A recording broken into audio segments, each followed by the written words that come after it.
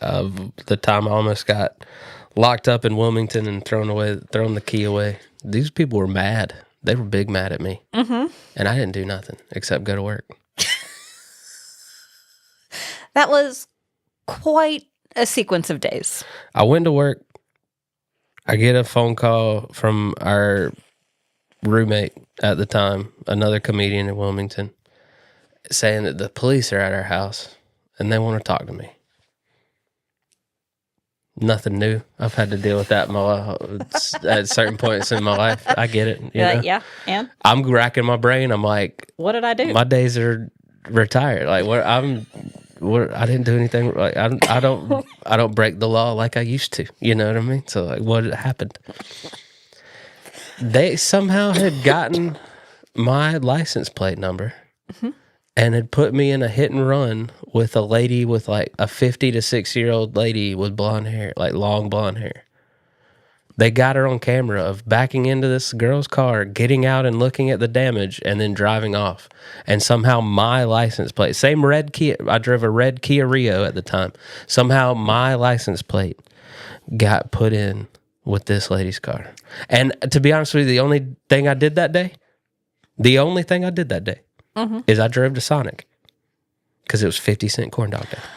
I just wonder if you were passing by at like the same time and the witness got confused. I mean, like, what are the chances of these two little red Kias being in the same spot at the same, like...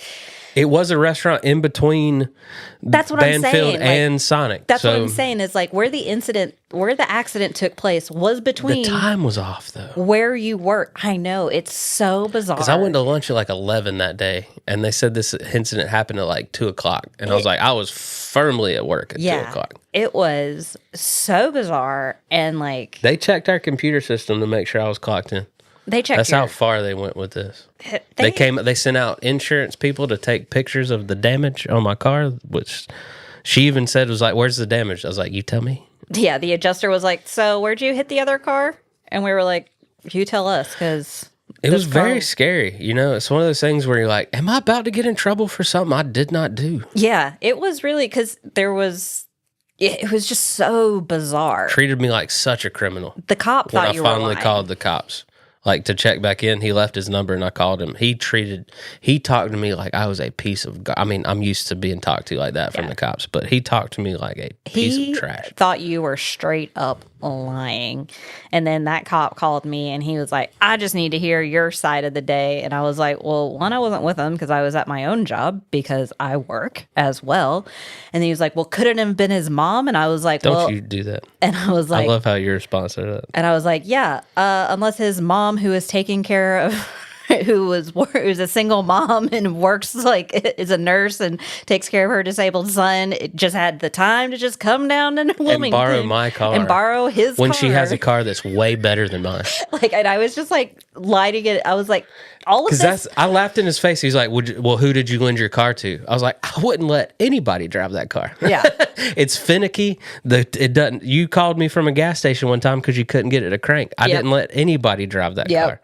And it's like, I was just like laying it all out for the cop. And I was like, all right, so you're telling me.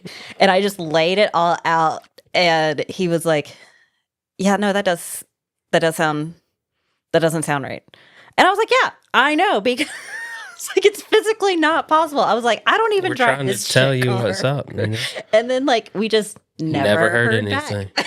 Never heard anything. Just never heard back again. It just disappeared into the ether. I've had that happen so much in my life, the mistaken identity. Like one of our first times being together, we're at your cousin's wedding in South Carolina, and this waitress thought for sure I was her friend. I was like, I'm not who you're looking for. She was convinced. But it finally happened to me. You finally got it. Because it's always me. It's always someone stares me right in the face and says a name that is not my name. I finally got one. Well, I don't really know like how much of it was really one. But we went to the farmer's market a couple of weeks ago. And we were at the candle booth. And they were like, oh, you guys were here yesterday, right? Or last week. And we were like, we have never been to this farmer's market before. He's like, no, I talked to you last week. And I was like, no, you definitely did not talk to me last weekend. I love that we finally understand what resting face you have. Yeah. Resting Farmers Market face. Resting candles at farmers market. Resting farmer market candle face. Patron of a farmer market.